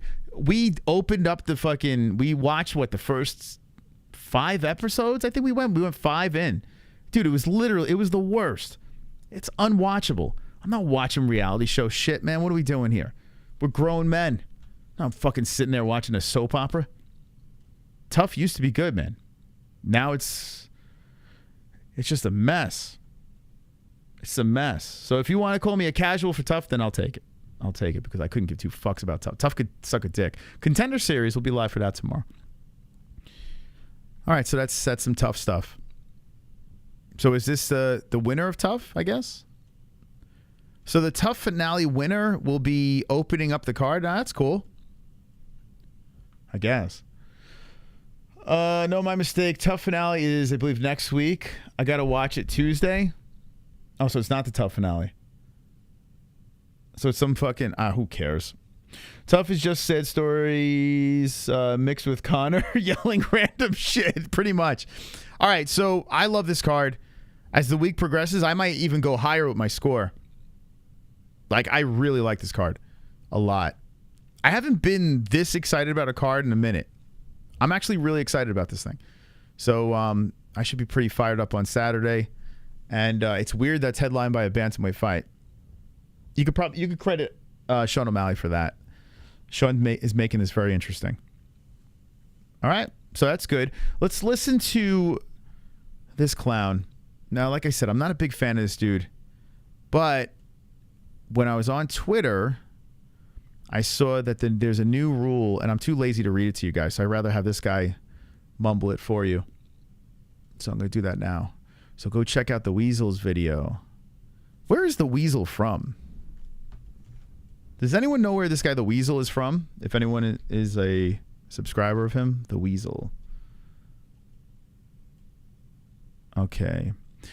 So his video is called No More Stalling, New Rules for MMA Eye Pokes, yada, yada, yada. This has my interest. And it's a lot of reading, so you don't want to hear me. Where's he from, this guy? Do you know? No one would care about this card if it weren't for Sugar and Aljo fight. Bro, what? Dude, the card top to bottom is great. You really don't care about this card? I mean, I think the entire... I'd rather see a balanced card throughout than just a top-heavy card. You know, unless it's like John Jones or Conor or some crazy shit, or if Brock Lesnar came back. You know what I'm saying? But other than that, yeah. I used to like Weasel. Now I'm bored of him. Yeah, so he's very libby on Twitter, and I don't know. He's kind of like a weird... He's always complaining about something on Twitter. So I'm not the biggest fan of the dude, but I will give him credit for dropping this video because he is talking about the new rules. We got some pretty big news. This guy's fucking voice. The Association of Boxing... Is this like a put-on voice, or does he actually talk like Commissions, or the ABC, are the same people that came up with the MMA rules. Everything we go by, they created. And they just added 5 new rules to MMA. I don't know exactly when they're implementing them. I don't know if they... I couldn't watch many videos of this dude, but I got to give him credit for this. They All right, already fucking time and putting the fighters in neutral corners. Okay. Just give me the fucking rules, bro. Just give me the... So first rule change, utilizing a cut person after a foul. When a fighter is the recipient of either an accidental or intentional foul and receives a laceration... A foul? Isn't a foul a bird? Is it foul? Foul? Am I saying it wrong? Foul? How do you say... I thought it was just foul. Foul? Maybe I'm saying it wrong. An illegal action. A foul. The referee in charge, after calling time and putting the fighters in neutral corners, may call upon the cut person assigned to the injured fighter's corner to enter the cage during the 5-minute break and administer aid to the cut to help stop the bleeding. This guy's, he's such a mumble mouth. Anyway, that's actually a good rule, right? So now if a fighter's injured, instead of just having a doctor there, just spread. You ever notice the doctor goes into the cage and he just starts peeling open the cut and he's like looking inside the brain. He's like, hey, he's good to go. Squeeze it back together. Oh, yeah, they're good. Like, that makes absolutely no sense. Absolutely no sense. Like, now they're going to bring the cut person in there to work on that thing so these fights could continue. That's actually a good deal. So, yeah. Am I saying it correct, or is it foul? Why you give me the finger, Jay? What's wrong with you? You on your period? Then when cleared by a doctor to return to the action, with no more than 5 minutes elapsed, the cut person may only work on the cut or cuts associated with a particular foul. So they're just gonna... What's up with this guy's accent? Where's he from? Why does he talk like this? Sounds like he's choking on something. Add a cut person to help aid the fighter if he gets fouled. If he gets like some laceration or something like that. Okay, we got that. Thank you. Okay, let's move on. Okay, thank you, Weasel. All right, so procedural change number 2, positioning fighters for a restart after whatever the hell that is. Okay. Examination or point deduction. The intention of this, a fighter should not be allowed to improve their position based on fouling. So this is what it says. When a fighter who is in a disadvantaged position fouls and the referee must stop the action, if it could be reasonably accomplished, the fighters should be returned to their positions after the time is taken from the warning. Physician's examination or point deduction. When a fighter is in a position of advantage fouls, not disadvantage, if he's in the advantage and he fouls, then the referee must stop the action for a warning, physician's examination, or a point deduction. The following fighter should lose his position of advantage when the bout resumes. This is worded very strangely. So this is something I've been screaming about forever. How many times have you seen a guy, a foul happen, right? And after the foul happened, they would just bring him back to the center of the cage and be like, go ahead. And the guy that was in a dominant position gets screwed, right? He worked his way into a position of dominance. He gets fouled. And then they got to fucking push him back to the begin. It favors the person that does the foul. So this is a great rule. I don't know why they haven't done this a long time ago. It's fantastic. So pretty much, if a guy who's in a disadvantaged position fouls, he'll be fouls. Turn to that position. If a fighter who's in an advantage fouls, their position will be taken away from them. Note that the terms advantage or disadvantage do not always equate with top or bottom. Top or bottom. Oh my God. Okay. So we got that. That's a great addition. Okay, here we go. Procedural change number 3, standing up fighters and or breaking fighter. What is this? Rule change is standing up fighters from a down position and or breaking fighters while they are standing and pinned against the cage. The referee shall either stand up or break the fighters when neither is either able to or fails to demonstrate real significant and or sustained effort to advance towards finishing the fight by any method. Simply maintaining what may be perceived as a superior position will not be considered effort to advance towards finishing the fight, nor grounds for a guaranteed opportunity to maintain their position. That position, not their position. Okay. He probably reads worse than me. All right. So this is already happening. But the problem is it's referee discretion. So certain refs, if you're against the cage, they're like, okay, break it up. Let's go. This is stupid. And then other refs will just like, okay, let's see what we got going on over here, Corey Sandhagen. Why don't you just fucking lay on your guy and do nothing? You have those refs, right? Now what they're going to do is they're going to encourage all refs. You can't just fucking hump the fighter anymore. You just can't do that. You can't hump them. You got to break them up. Even if they're on the ground, I guess. I'm curious, though, what positions, though? This is what is interesting to me, because you could be in a position of dominance. Do they still stand you up if you're in, like, the back position going for the neck and there's a stalemate? If you're mounting your opponent and there's not much going on, can you stand? Like, that seems like that shouldn't happen, right? Even if it feels like it's going nowhere. If you're mounting your opponent... If they stood you up from the mount, that's crazy, in my opinion. So I'm curious. So pretty much this is about fighters who are stalling are going to get their position taken away from them. If you are just holding position and not doing anything to advance it, either create damage or do something in transition, the referee is going to break it up. So we're talking about Corey Sandhagen versus Rob Font. Those positions would have been broken up. We're talking about Marav Dvalishvili versus Jose Aldo. Those positions would have been broken up as well. Vicente Luque versus RDA. I'm just wondering what happens if someone gets the back and doesn't do much with it. I'm guessing that also gets broken up. And it talks about why they... See, that's... Oof. See, I don't know, man. See, that's what I don't know. If you're on the back, like, I feel like, what about a mount, a full mount? Right? I mean, I don't know.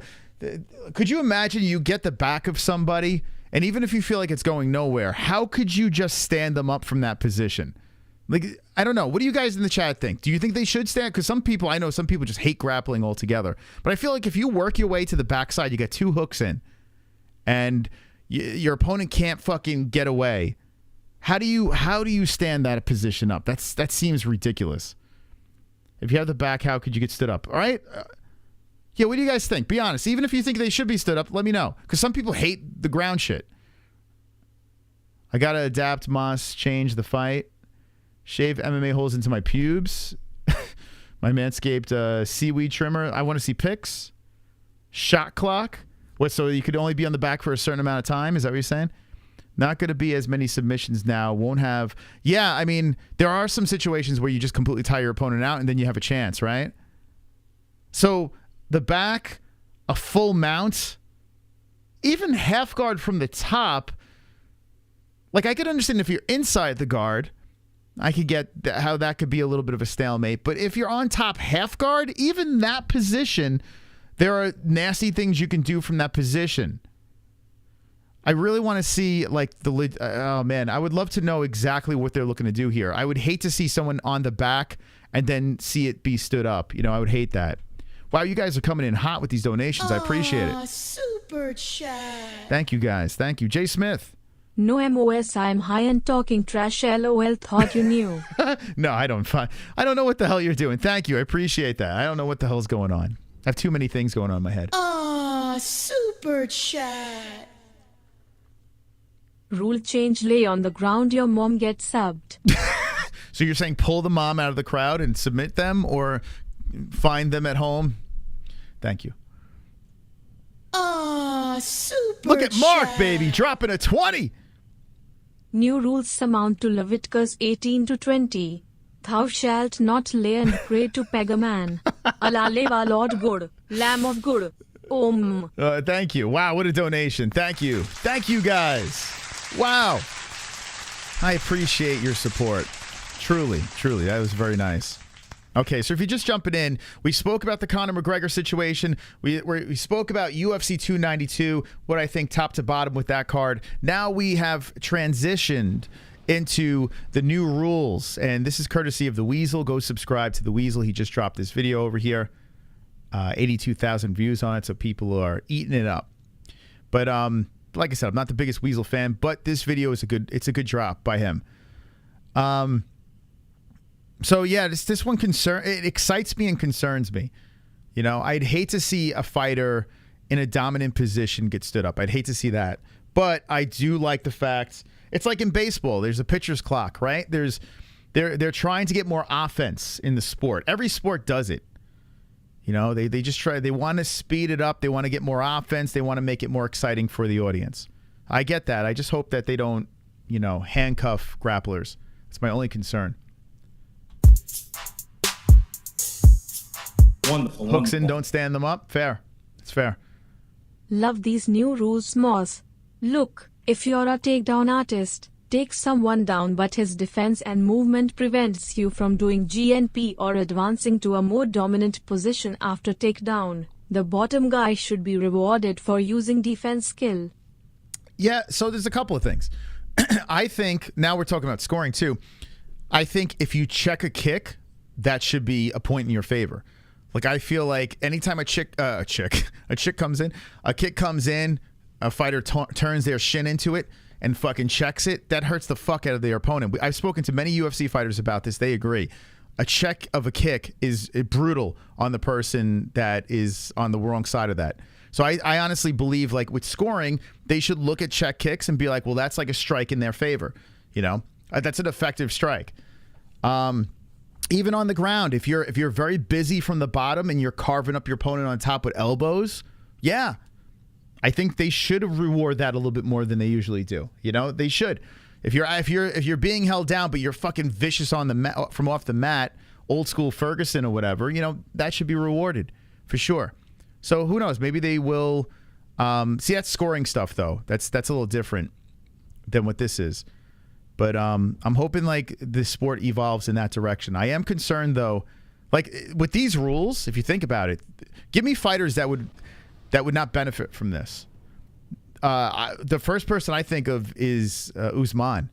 There have been fights. There are some times where Usman dominates and he stays active enough. But there have been fights where Usman's just held down his opponent. I've seen it. I've seen GSP do it. Dude, if these rules were in play with some of the big names out there, some, you know, pre-existing champions, dude, it would be a whole different sport. There would be a complete swing. And the big question, like we had earlier in the stream when Sanosi dropped it in, will this be in play for this weekend? Are they just conveniently going to drop these rules that would go hard against Aljamain Sterling? This is a convenient time for these things to drop. I don't know when. Let's see if he says. I don't know. I didn't watch his whole video, so I don't know. Propose this change. So this is what it says. Inconsistent application of the referee's protocols concerning when to stand. Oh, 2 joints. You listen, GSP was great, but you know there have been some GSP duds. You know. Don't lie. There have been times where it's like, can I fast forward this? And the fighters up and break the fighters from the cage. So pretty much it was just very inconsistent. I always thought this was a rule though. I guess they're putting more emphasis on this. Now, he's right because this is a thing. Like they're already doing this, but I guess they're saying, okay, all the refs got to do this now. It's not just your discretion. Before we get the fucking crowd booing like crazy, you need to split these motherfuckers up. So all the refs are going to be doing this. The referees have to break it up if nothing's happening. And the inconsistency of the referees' decisions is the reason why they're making this change. Another reason, fighters are using passivity in pursuit of victory by trying to simply maintain a position without any significant attempt to finish the fight. Their effort and actions reflect merely in attempts to neutralize the opponent, in essence, trying to win by avoiding losing. So they're just staying on top of them, not trying to win the fight, but they're just trying not to lose the fight. The grammar on these are I mean, pretty much. Really off, though. Yeah, well, you're also misreading a lot of the things. I've already saw you mix up a couple of words, so I don't know, Weasel. Maybe you should have fucking proof-viewed your reading of this, but whatever. I believe that these 2 points are closely related, and that if we were to better define the referee's guidelines or protocols addressing when it is appropriate to stand up or break fighters. This guy can't say ours. It's really weird. I thought I had a stupid accent. I think way too many double-leggers rely on the takedown without advancing and fooling the judges. Love it. If you take someone down but don't advance, then guy on bottom neutralized you. That takes skill and about time it gets rewarded. Love the Weasel. Oof. Ugh. Oof. The last part, you just, it's got to chill from that. But let's pretend you didn't say that. Yeah, I agree. I agree. Like these rules are going to help. You know, like guys like KHAMZAT Chimaev who are constantly trying to improve their position. There are fighters out there that they don't want to lay on their opponent. They're looking to constantly advance. That's what you want to see. People trying to pass guard. People trying to go for different submissions, switch up their ground and pound, stay active in a way where their position makes sense. Just holding a human being down, that's not what we're here to watch. We're here to watch a fight. We're here to watch a fight. Wonderful, wonderful. Chito versus Aldo would have gotten Chito the win under these rules. Chito is physically weak and gets wrestle-fucked by stronger guys. Aldo took him down and did nothing after it. Just rode him and won. It's bullshit. Vieira neutralized his attack. It's So the sport will change dramatically when all the refs start, doing this. When all the refs start actively splitting these guys up and saying, yo, you got to stay busy, it's going to change the sport tremendously. A couple of things. I like this. I think this is smart. Let's keep the fight going. We're here to see a fight. But there is an argument that you can make. If you are in a street fight, chances are there are times where you just have to neutralize your opponent.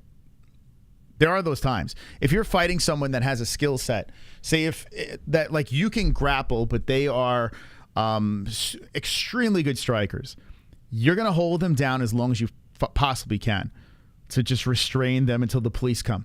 You're going to restrain them until they're just so exhausted that you can fucking choke them out. So that's where the problem is, guys. I understand we want to keep the fights going, but we are actually stripping fighters of their strengths. So I'm hoping what this does is fighters understand, keep on advancing your position, keep on staying active, but it does, restraining another human being is a part of fighting. It is. It's boring, but it is a part of fighting. But at the end of the day, this is a sport. We need more offense. That's what we need here. So as a beer guzzling fan, this is actually pretty smart to do. But I get both sides. I get a wrestler's perspective too, because I was joking around with Jan Blachowicz when I was goofing around and saying he was on top of Pereira and he could have impregnated him in that position, But yeah, we're going for more excitement, like Crypto said in the chat. That's what we're going for. You shorten the fences in baseball so there's more home runs. That's what we're doing here. That's exactly what you're just trying to make more offense. We would achieve greater consistency while simultaneously removing or at least reducing the opportunity for fighters to use a passivity in pursuit of victory strategy, which we feel fails to fulfill the Hold that thought, Weasel. Wonderful. We have a donation coming in. Kainoto.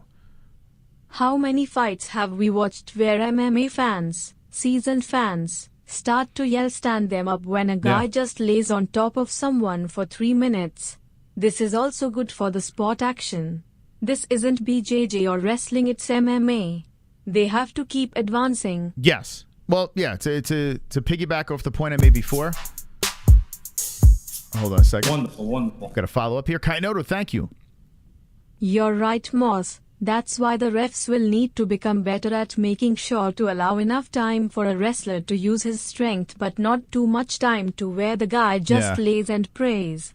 This is going to bring in more action. Yeah, there is a lot of times when the refs split these fighters up, we're like cheering them on, like, yeah, that's what you got to do, man. We've been seeing a lot more of it lately. This is supposed to be implemented, like 2 years ago. Didn't they say like that they were going to do this a couple years back? So this is weird that this is dropping now, but I guess they're going to say to all the refs, do not fuck around, man. If you see no action, if you see them not advancing their position, this helps the judges out too. Because the judges are put in these weird situations. They're like, okay, what's more important, control time or, strikes landed or whatever the fuck they're looking at, whatever they're judging. Now they can concentrate on the actual fight and not say, well, all this control time, was it good control time? Was it bad control time? This is a massive rule. This is something that ultimately should be better for the sport, for sure. Absolutely.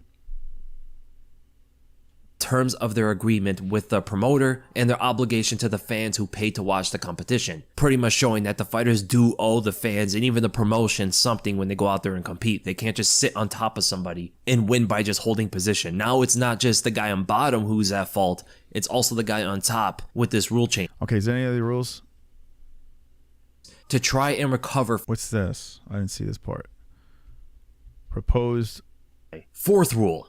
Proposed eye poke evaluation procedure referee. As required per foul language regarding eye pokes, the referee will call timeout. The fighter is allowed a max of 5 minutes to recover from the foul. The 5 minutes begins when the referee calls timeout. The referee will allow the fighter 1 minute to 90 seconds to try and recover from the eye poke. During that time from 1 minute to 90 seconds, the fighter should be offered a cold compress or wet towel I agree with this, but it's just so funny that to use on the injured eye. The cold compress or wet towel can only be used on the injured eye, nowhere else. Okay, I mean, how are they not doing this before? It's just ridiculous.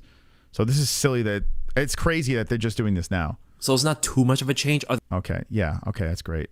What else? Is there anything else here, Weasel? You got anything else for me? The cut person rule change. Then the last rule change is going to be about the ringside physician. So after the 1 minute to 90 seconds, the ringside physician will evaluate the eye. So this is just a continuation of the last rule. If at all possible, the physician needs to try and refrain from shining any light into the injured eye. I mean, you would think they'd be doing this already. Like, why aren't they doing this? Like, why did it take so long for them to figure this out? As that could cause the eye to spasm. I know. Like, why are we doing that in the first place? Why are we shining a light? Hey, can you see? Bam! Put a fucking...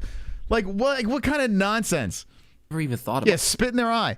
That. It actually makes a lot of sense. They're just like blinding you right away after you got eye poked. There's no way you can see anymore. First you got a finger in your eye, now you got blinded by light, and you're asked to continue after that. Don't ask the fighter if they can see at this time. Allow the fighter time to compose themselves, as the fighter will be more receptive and able to give a verbal yes I can see if given the proper amount of time. Remember, the fighter is allowed up to 5 minutes to recover in total from the eye poke foul. Okay. That should have been done a long time ago. All right, so that's the new rules over there. What do you guys think in the chat? I think for the most part, I mean, there's nothing I don't like. The only thing you can say is maybe with the stand-up situation, maybe a ref might stand it up too premature. You know, maybe they'd be too worried that the boos are going to be coming in and they stand it up right before a big thing happens. That probably is going to eventually come into play. If you want to think about something negative that might happen with that. But ultimately, I think these are good things.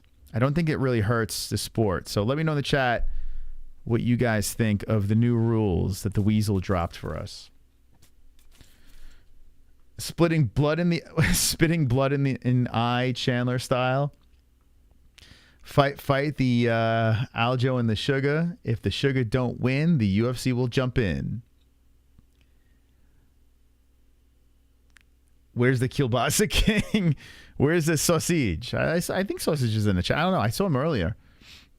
I say get rid of all the rules. Death, just remove every single rule. I think there's some people out there to be like, just get rid of grappling. Like, some people are kind of sick of grappling. I don't know. So the rabbit's tricks are for kids. He's making Sausage AI songs, bro. I like the no more stalking rule. On the stalking or stalling, you're trying to say? Stalking would be hilarious. On the ground and against the cage. I'm assuming you're saying stalling. I agree. Conor versus Aljo, 145 next. Oh my God.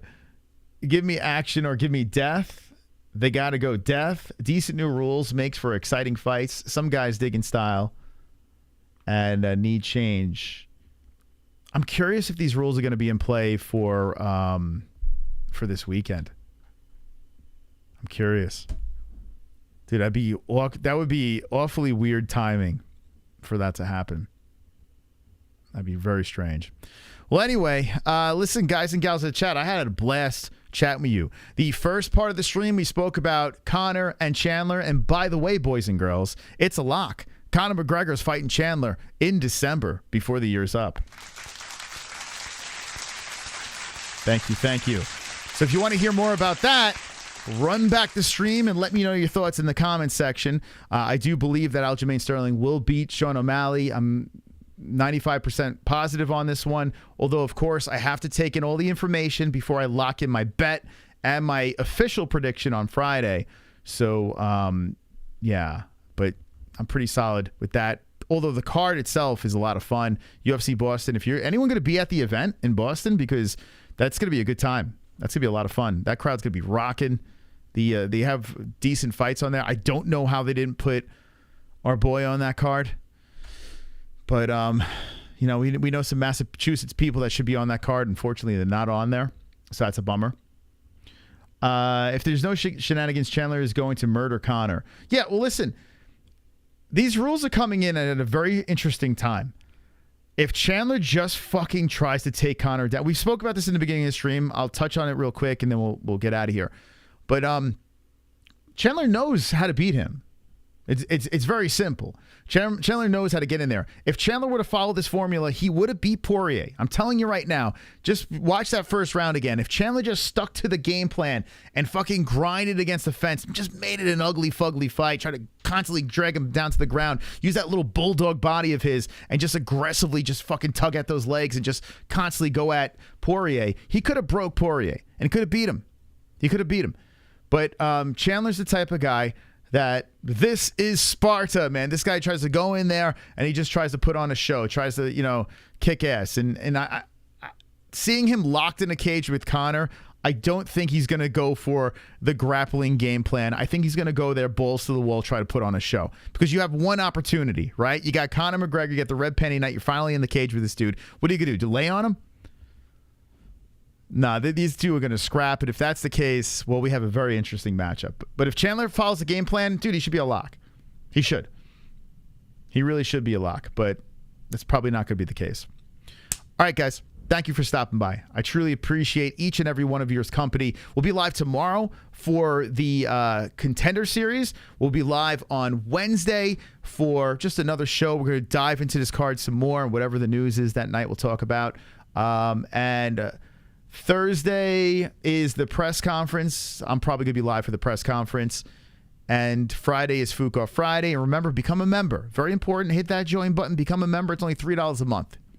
That's it. $3 a month. Become a member. Maybe I'll do phone lines on Wednesday. We'll see. We'll see, Kevin. But yeah, become a member. And I'll tell you what. If you're a member during the predictions, maybe I'll just open the phone lines up for the members. What do you say? I might just do that. I don't know. We'll see. We'll see. But become a member. You got to get special perks, and you stand out in the chat. But thank you, guys and gals, for showing up tonight. Thank you to all the donators. Thanks to everyone that hit the like button. It's completely free. Everyone that shared the stream, you got balls of steel. You share this stream, big fucking sack between your legs. And if you're a lady, beautiful breasts and a nice ass, okay? Thank you for stopping by. We'll see you tomorrow. In a couple of hours, we'll be back up for the Contender Series. And don't be an a-hole. Be an MMA. Ho! Good night.